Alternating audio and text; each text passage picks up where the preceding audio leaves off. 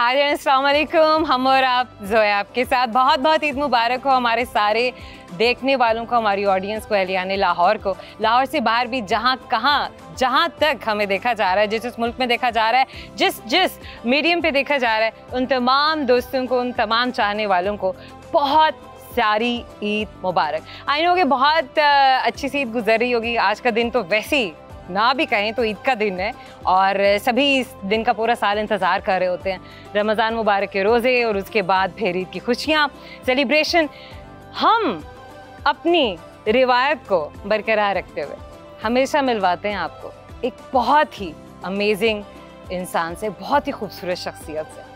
अगर हम तारुफ़ करवाएं कि जर्नलिस्ट भी हैं, राइटर भी हैं, टीचर भी हैं, तज्जिया निगार भी हैं, तो मैं कहती हूँ ये 5, 6, 7, 8, 10 ऐसे अल्फाज हैं जो सब इस शख्सियत के बारे में ज़रूर बोलते हैं। लेकिन ये शख्सियत इतनी मैग्नेटिक है कि अगर आप ज़िंदगी में एक बार मिल लें तो आपका दिल चाहेगा कि आप इनसे बार बार मिलें। वो कहते हैं ना कि देखने की चीज़ें इसे बार बार देख।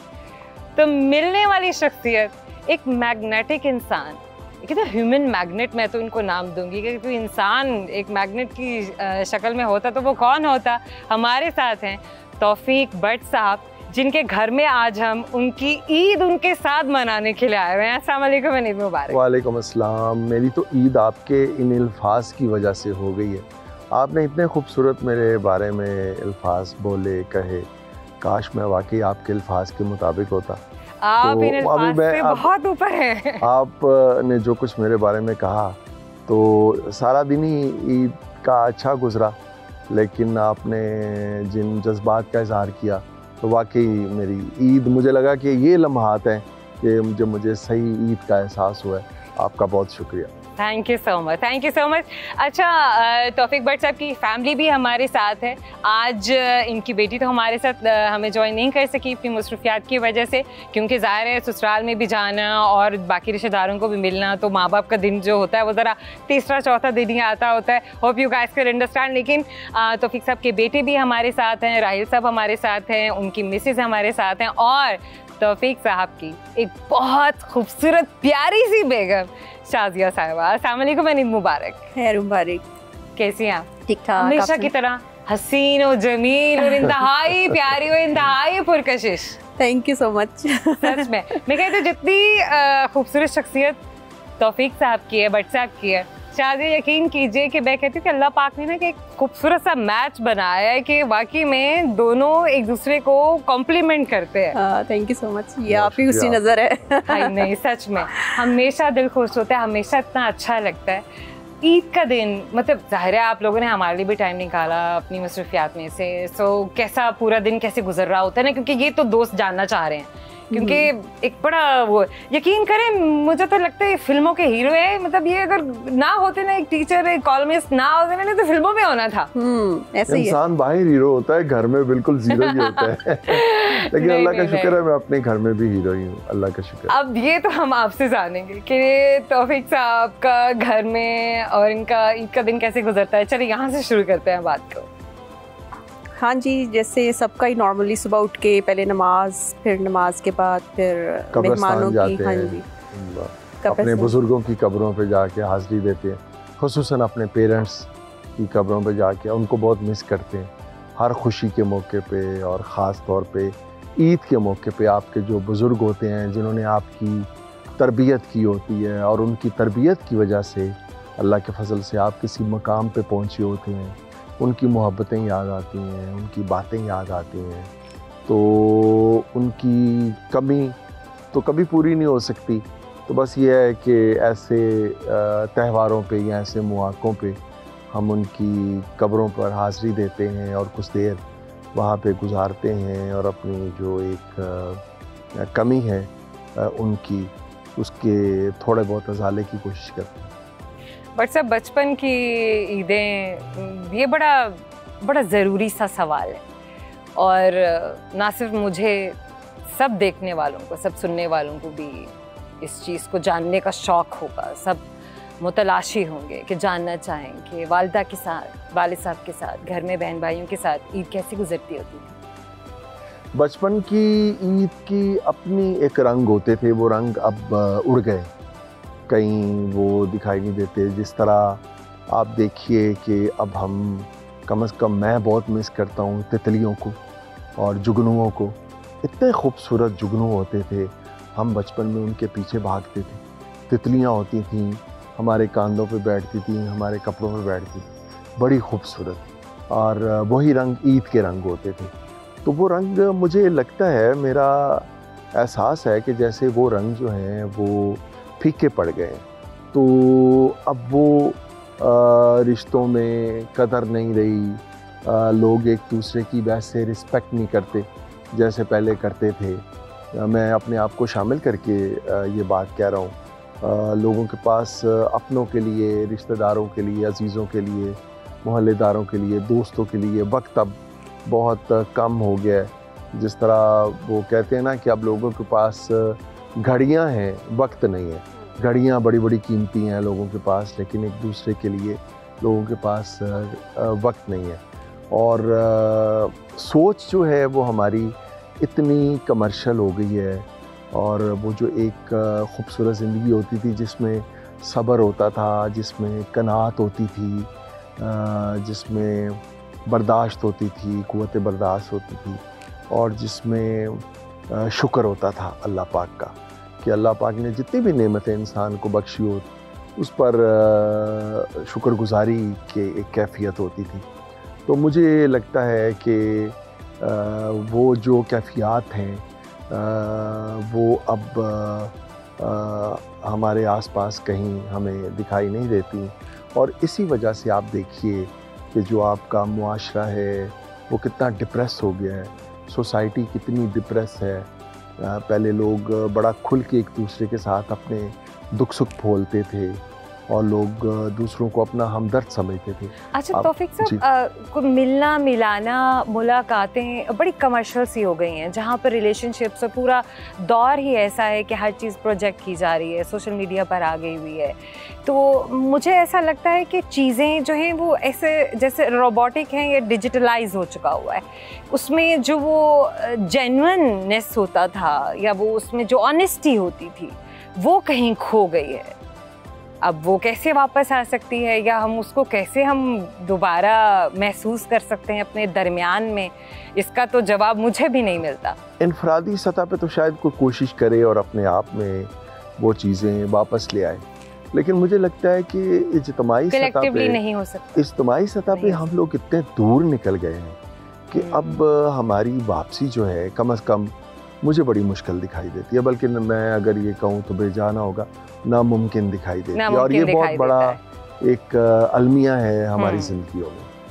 सबसे जो बढ़ के जिस चीज़ का मुझे एहसास होता है वो है कि रिश्तों में एतमाद का फुकदान है।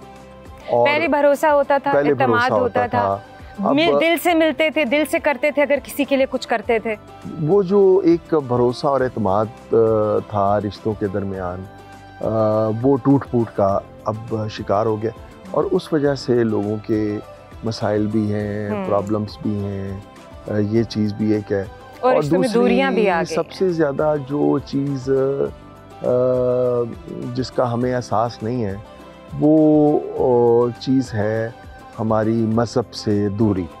यानी कुरान पाक को हमने सिर्फ अलमारियों में रखने वाली एक किताब के तौर पे समझ लिया है।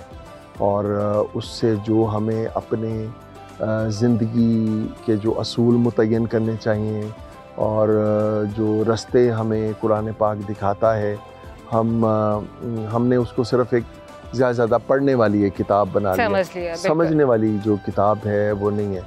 तो जैसे जैसे इंसान कुरान पाक से और अपने दीन से और इन चीज़ों से दूर होता जाता है, वैसे वैसे मेरा ख्याल है कि वो मसाइल का शिकार ही हो रहा है।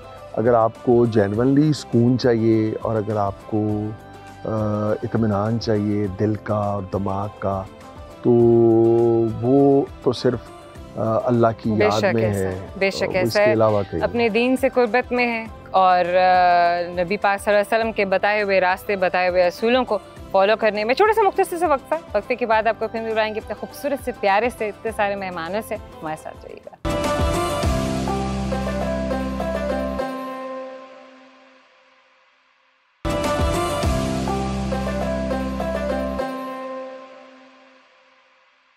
Welcome back. बहुत बहुत ईद मुबारक एलियान लाहौर और उन तमाम दोस्तों को, उन तमाम चाहने वालों को, प्यार करने वालों को जो हर मीडियम पर और दुनिया के हर उस मुल्क में हर जगह पर बैठ के हमारे प्रोग्राम को देख रहे हैं और इस वक्त हमारे मेहमानों से मिल रहे हैं। तौफीक भट्ट साहब के घर में हम मौजूद हैं। उनके ईद के दिन में उनके साथ शामिल होने, ईद की खुशियाँ आपके साथ बांटने, अपने साथ बांटने और पूछने के लिए ईद का दिन कैसे गुजरा। थोड़ी सी ज़रा संजीदगी की तरफ हम चले गए थे, थोड़ा लाइटर नोट पर आते हैं। हाँ, मुझे भी जरा प्यारी सी बातें करते हैं। कोई ऐसा बचपन का यादगार वाकया जो ईद के दिन पेश आया हो या वैसे ही अपने वालिदैन के साथ हमेशा आपको याद रह गया हो। बच्चों बहुत सारी बातें होंगी, कोई ऐसी बात जो आज आप शेयर करना चाहें? कोई शरारत? अब शरारती तो मैं तो इतना नहीं था, मेरे भाई जो हैं वो बहुत शरारती थे, मैं बिल्कुल नहीं था। आप क्यों नहीं थे शरारती? मुझे ये इस बात का तो मैं ये नहीं कह सकता, लेकिन मेरे पेरेंट्स भी जब दूसरों को मेरी वालदा मोहतरमा या वालिद साहब बताते हैं, वो कहते हैं, तो मैं बिल्कुल भी शरारती नहीं था।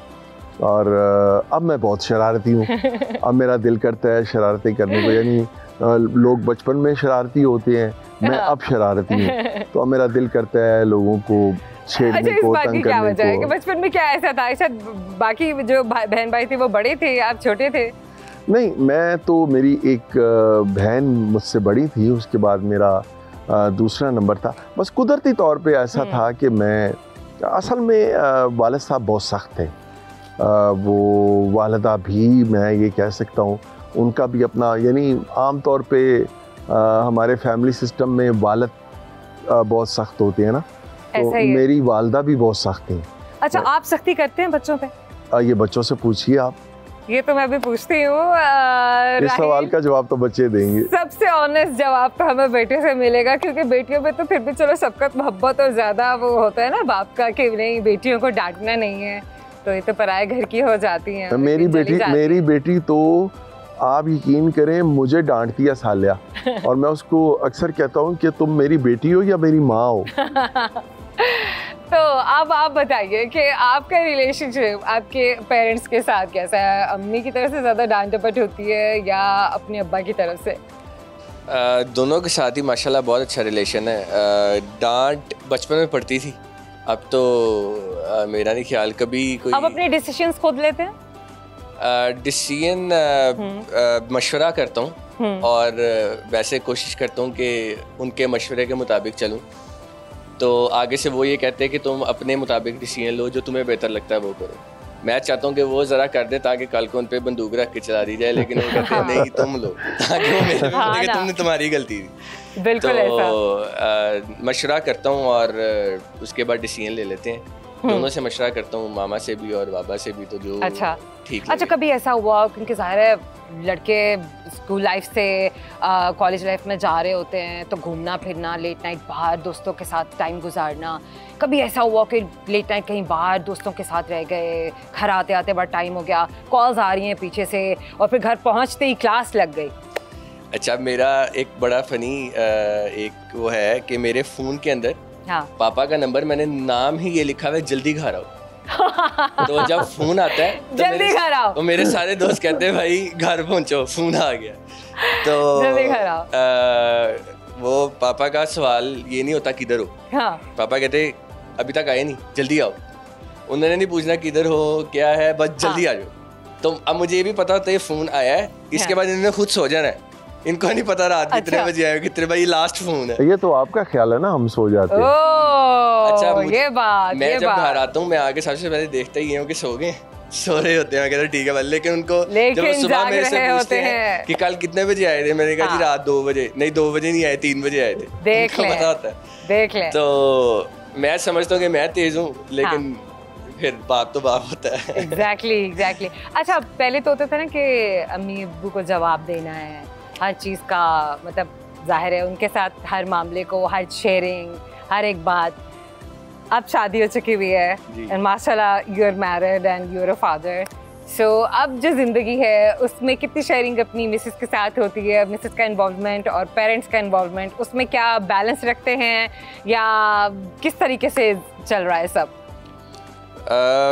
मशवरा तो अगर मैं पहले माँ पापा के साथ करता था, अब जरा बेगम को भी साथ मशवरे में शामिल कर लेता हूँ कि कल को ये तोहमत ना लग जाए, तुमने मेरे से नहीं पूछा। तो मुझसे नहीं पूछा। लेकिन ये है कि वो अल्लाह का शुक्र है, जो मेरी बेगम है वो कभी उसने इन चीज़ों को बॉदर नहीं किया इतना। तो बाकी शुक्र है अल्लाह का, सारी चीज़ें ठीक हैं। और हम अब ये चाहते हैं कि हमें ये थोड़ा अब मशवरे वाली पोजीशन से बाहर करे और ये बेगम से जो है वो मशवरा करे। और अल्हम्दुलिल्लाह ये मैं समझता हूँ कि जहाँ अल्लाह पाक ने मुझे और बहुत सी रहमतों और नेमतों से नवाजा, तो एक उसमें बड़ी रहमत और नेमत जो है वो ये है कि आपकी औलाद अच्छी हो। तो इस हवाले से मैं बड़ा खुशकिस्मत हूँ कि मेरा बेटा भी और बेटी भी अल्हम्दुलिल्लाह बहुत अच्छे हैं और इन्हें कभी कोई ऐसी बात नहीं हुई कि जिस पे हमने इन्हें गैर ज़रूरी तौर पे डांटा हो या इवन मैं तो ये कहता हूँ अच्छा, कि ये कभी तो सारा क्रेडिट जो है आपकी तरबियत को जाता है, क्योंकि ज़ाहिर है आपने अपने बच्चों की तरबियत ऐसी की, ऐसा माहौल दिया जाता है। नहीं, मैं मेरी तरबियत को बिल्कुल नहीं जाता, ये सारा अल्लाह पाक की रहमत है। आप यकीन करें, बड़े बड़े मैंने लोगों को देखा है, बड़ी बड़ी जो नेक वालिदैन हैं उनकी मैंने औलादों को देखा है बुरे रास्ते पे लगते हुए, और बड़े बड़े ऐसे वालिदैन हैं जो बुरे रास्तों पे हैं, उनकी औलाद को मैंने नेक देखा है। तो ये अल्लाह पाक का करम होता है। तरबियत तो बस ऐसे ही दुनियावी नाम है एक तरबियत कह रहे हैं, लेकिन कहीं ना कहीं वो भी है। अच्छा तौफीक साहब, मुझे ये बताइए कि खाने पीने के कितने शौकीन हैं? मैं बहुत शौकीन हूँ। ये उन दोस्तों के लिए जो पहली बार देख रहे हैं, जो जानते नहीं हैं कि तौफीक साहब भट्ट साहब कितने शौकीन हैं खाने के, और भट्ट साहब के घर में मेहमान नवाजी, ओह माय गॉड इसका तो कोई लिमिट ही नहीं है, इसका तो कोई लेवल जो है ना आप कहीं से कम्पीट ही नहीं कर सकते हैं। This is awesome, this is इंतहा के मेहमान नवाज इंसान, इंतहा के मेहमान नवाज इंसान। वो बट हो और वो खाने पीने का शौकीन ना हो ऐसा हो नहीं सकता, तो फिर वो बट नहीं होगा, फिर वो बट नहीं होगा, फिर वो कोई और होगा। तो ये तो हमारी रवायत है और ये भी अल्लाह की एक रहमत है, हमारा कोई इसमें कमाल नहीं है। मेहमान तो अल्लाह की बहुत बड़ी रहमत होते हैं। और मुझे तो ये होता है कि आप यकीन करें कि मैं कभी मुझे अकेले खाना पड़ जाए तो मेरे लिए बड़ा मुश्किल होता है। मेरा दिल होता है अभी बैल लो, 2-4 लोग आ जाएं तो उनके साथ मिलके खाना खाएं। फिर जब मेरे घर वाले देखते हैं कि फैमिली देखती है कि अब इसको अकेले खाने में प्रॉब्लम हो रही है, तो मुझे एक ताने के तौर पे कहते हैं आज साढ़े नाल भी खा लो, आज हमारे साथ बैठ के खाना खा लें। तो ये है कि और गैर मुल्की मेहमान भी आते हैं, फॉरेनर्स बहुत सारे आते हैं और हमारे घर के खाने जो हैं वो अल्लाह के फजल से जो पकते हैं और उसका क्रेडिट ज़ाहिर है मेरी बेगम को जाता है। बहुत अच्छे खाने कोई शक नहीं है बनाती अच्छा बट साहब आप समझते हैं कि ना ये कहावत आज दोहरा दें या आज फिर से कह दें कि मर्द का दिल जो है वो जीतना हो अगर औरत ने, तो वो रास्ता जो है वो पेट से ही जाता है। ये बात सच है। अब ये तो बेगम से आप पूछें, लेकिन ये है कि मैं ये समझता हूँ कि ये बात सच है। चले हम क्रेडिट पेट को दे देते हैं। अच्छे खाने बनाना खातून के लिए बहुत ज़रूरी है अगर उसने अपने घर को अच्छे से बना के रखना है और अगर अपने हस्बैंड का दिल जीतना है। अच्छा, अब ये बात तो ना राहिल की किसी से भी मैं पूछ लूँ। अच्छा होता ही कि जब बेटी मेरी पढ़ती थी और वो बहुत ज़्यादा पढ़ाकू थी, अच्छा सालिया, तो ये माँ का उसका होता था कि हफ्ते में कम से कम 2 दिन वो जो है वो किचन में गुजारे और वो खाने बनाए और मुख्तलिफ़ किस्म के मीठे बनाए और इस तरह करे। तो वो बड़ी बेजार होती थी। वो कहती थी मेरी इतनी असाइनमेंट होती हैं, इतने मेरे काम होते हैं, होमवर्क होता है और अम्मा मुझे जो है वो किचन में भिजवा देती हैं। तो वो लेकिन ये बहुत ज़ोर देती थी कि नहीं तुमने जाना है, अगले घर जाना है, तो जाहिर है वहाँ पे एक औरत का एक हुस्न होता है कि वो खाने वाने अच्छे बना ले ये वो। तो अब वो भी बहुत अच्छे खाने बना लेती है और लाइबा भी बहुत अच्छे मीठे बनाती है। ये तो मैं लाइबा से पूछती हूँ। लाइबा जिस घर में आप आ रही थी, आपको पहले से पता था कि घर में खाने पीने का क्या हिसाब किताब है और खुश खुराकी है, मेहमान नवाजी है, मेहमान भी इतना आते हैं और उनको इतना सर्व भी किया जाता है, मिलना मिलाना भी होगा और मुझे भी ये सारी इन्वॉल्वमेंट करनी होगी, इसके लिए तैयार भी रहना होगा। ये सारी बातें हम करेंगे थोड़े से छोटे से मुख्तसर से वक्फा है और इस वक्फे के बाद जब हम आएंगे तो हम यहीं से बातचीत को शुरू करेंगे। हमारे साथ रहेगा।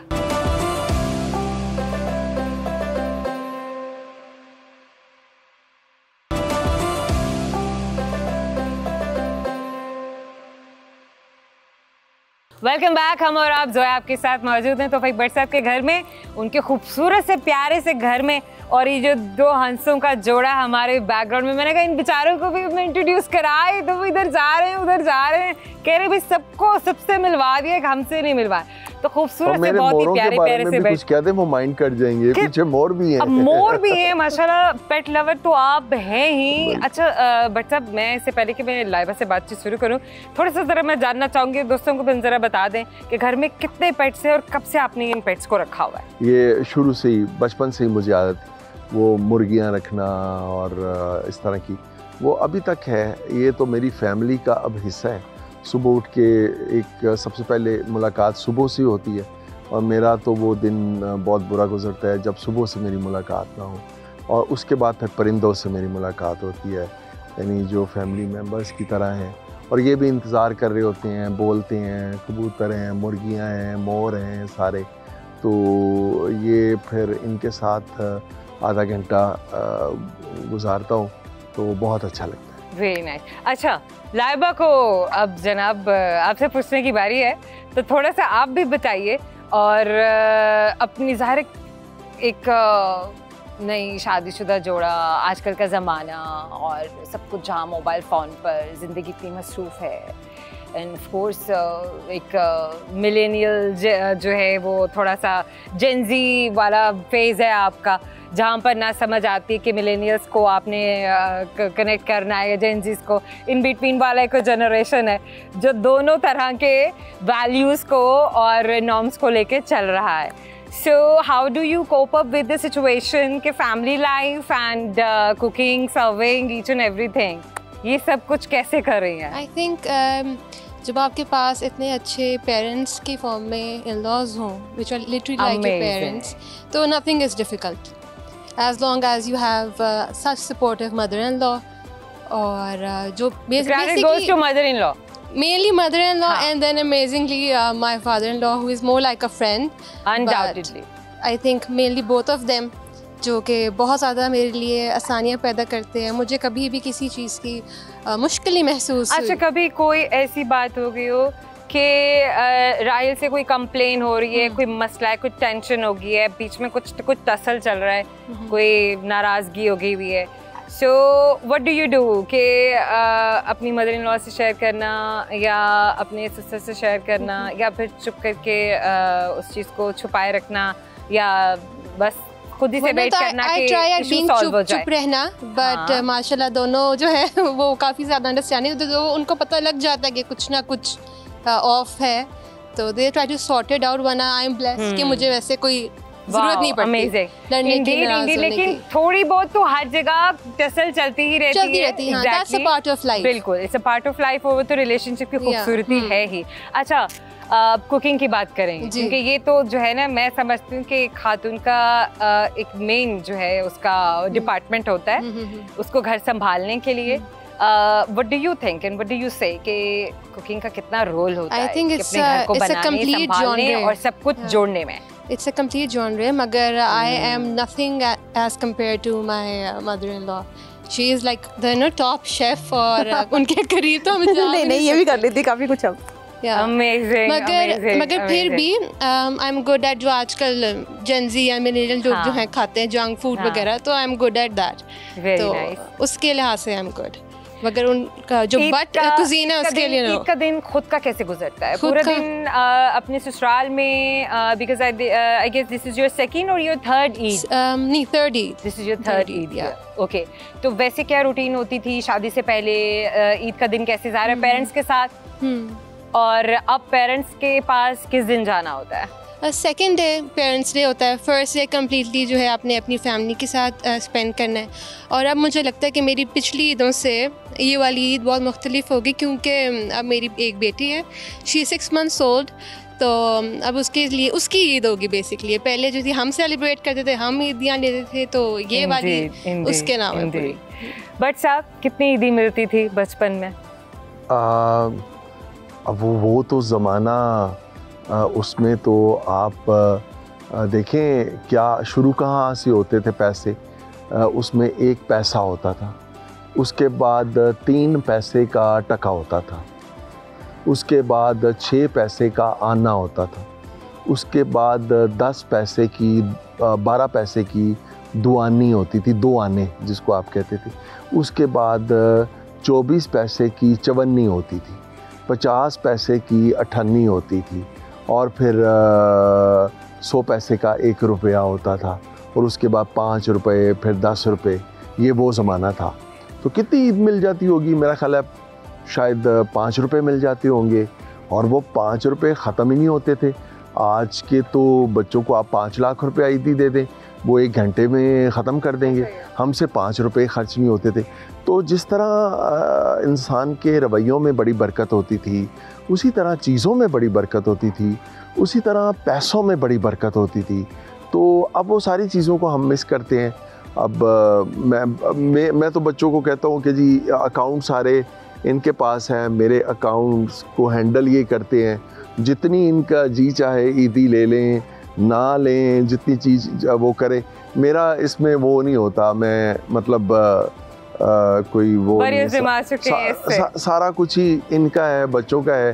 तो अच्छा, ईदी भी जो चाहे ये ले ले। शाजिया साहिबा से भी पूछ लूं कि इनको ईदी मिलती है, आपको अब ईदी मिलती है या नहीं मिलती है? अब ईदी मिलना बंद हो गई है? नहीं, मिल जाती है कई दफ़ा ईदी। अच्छा, जोड़ा मिलता है, कोई गिफ्ट मिलेगा, कोई और चीज़ मिलेगी, या पैसे मिलते हैं? पैसे मिलते हैं। क्या करती है? सेव कर लेती है, या वो भी कहीं किसी घर की? ये बड़ी खर्चीली है। अच्छा, मुझे जो है ना वो इस पे सबसे ज्यादा, ये बहुत ही इसका हाथ बड़ा खुला है तकसीम करने में, बांटने में। हाँ, बांटने में, तकसीम करने में। तो ये इस हवाले से पे टिकते नहीं है। ये बड़ी पक्की बात। मेरे वाला हिसाब किताब है, मेरे पास भी पैसे टिकते नहीं है। बहुत अच्छी बात है। तो ये जो पैसे इसको भी मिलते हैं ना, वो 1 आधे दिन में सब चले गए होते हैं। लाइबा के पैसे कहाँ जाते हैं? ईदी कहाँ जाती है? I think you would answer better. हाँ जी, लाइबा की ईदी लाइबा के अकाउंट में रहती है, और अकाउंट का बैलेंस हाइड रहता है। Oh my God. अच्छा, इसका मतलब ये है कि लाइबा की जो नेचर है वो सेविंग वाली है, कि पैसे जो हैं वो जमा करके रखने हैं और जोड़ना है अच्छे टाइम के लिए या किसी अच्छी बेटर चीज़ के लिए। नहीं, लाइबा जो है वो उसकी कोशिश होती है कि कहीं पे जाए, हाँ, तो मुझे स्पेशल साथ इसलिए लेके जाती है कि ये पे करेगा। ओके। तो मैं अगर उसको ये भी कह दूंगा ना कि आप चली जाओ, तो उसको अगर नहीं, आपने मेरे साथ जाना है, कि मुझे इसीलिए साथ में लेके जाया जा रहा है क्योंकि पेमेंट मैंने करनी है। तो लाइबा जो है वो अपनी चीज़ों में जो उसने देखना है कि मुझे पसंद है, तो उसमें लाइबा ये नहीं देखती है महंगी है ये सस्ती है। अच्छा, वो खरीद लेगी। ठीक है। तो मुझे मेरी जो कपड़े हैं जितने, वो लाइबा लेके आती है, तो मुझे इतना शॉपिंग का और शौक नहीं है। अच्छा, वैसे साथ में जाते हैं यूजुअली क्या होता है कि लाइबा ने अकेले जाना है, शॉपिंग करके आनी है, या आप हमेशा साथ कंपनी देते हैं? नहीं, लाइबा मोस्टली अकेली जाती है, या मामा के साथ या अपने पेरेंट्स के साथ, क्योंकि मेरा ज़रा काम ऐसा है कि मैं ज़रा थोड़ा बाउंड होता हूँ। तो लाइबा जो है वो मामा के साथ चली जाएगी, अगर वीकेंड है तो फिर मैं चला जाता हूँ साथ। बिल्कुल ठीक है। अच्छा, मुझे आप ये बताइए कि शॉपिंग के लिए बट सब साथ जाते होते हैं, क्या होता है? नहीं, इनके पास तो टाइम ही नहीं होता। सच में? खुद से जाती थी, खुद शॉपिंग करती होती थी, या सालिया को ले लिया? जब सालिया थी फिर सालिया के साथ, अब लाइबा आ गई है तो लाइबा के साथ। ठीक है। अच्छा, तो बट सबका खुद से इंटरेस्ट नहीं है शॉपिंग वगैरह के लिए, घूमने फिरने का, या इनको होता नहीं, तो फिर कोई शौक है? जैसे नहीं, कई दफा ये होता है जैसे अकेले गए ना, फिर इकट्ठे सूट ले आते हैं, जैसे ईद पे बहनों के लिए और हम सब के लिए कई दफा सूट इकट्ठे ले आते हैं। नहीं, मैं शॉपिंग करता हूँ इसके लिए, ठीक है, और कई दफ़ा मैंने शॉपिंग की है, लेकिन अब ये भूल जाए की वजह से भूल जाए तो मैं क्या करूँ। मतलब that's like a typical housewife कि बस जो मिल गया अब भूल गए। असल में जब बंदा बूढ़ा हो जाता है तो फिर वो भूलना शुरू हो जाता है। अरे ना करे क्योंकि हमने तो चले जाना है और फिर उसके बाद आप जो है ना वो शादी साहिबा के हवाले है। But thank you so very much Bhatt साहब, it was an amazing meeting. आज का दिन इतना खूबसूरत, इतना प्यारा और इतना प्यार भरा, इतनी प्यारी सी गुफ्तगू, इतनी चाहत भरी गुफ्तगू जो हमारे लिए हमेशा यादगार है, हमारे दोस्तों के लिए भी। आप तशरीफ़ लाए, आपकी टीम का बहुत शुक्रिया, आपके चैनल का बहुत शुक्रिया। हमेशा मोहब्बत मिली सिटी 42 से, आप लोगों से, और जो ऑनर हैं मोहसिन नकवी साहब, वो बिल्कुल एक छोटे भाई की तरह।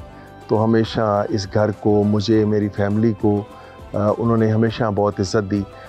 एक वाक़या मैं सुनाना चाहूँगा। फैमिली बाहर जाना चाहती थी, उम्रे पे जाना चाहते थे हम, तो मैं चूँकि एक गवर्नमेंट यूनिवर्सिटी में मैं पढ़ाता भी हूँ, तो मोहसिन नकवी साहब जब केयरटेकर CM थे, तो उसमें चूँकि इलेक्शन की वजह से बैन लगा हुआ था, आप एक्स पाकिस्तान लीव पे नहीं जा सकते थे, तो मुझे NOC नहीं मिल रहा था।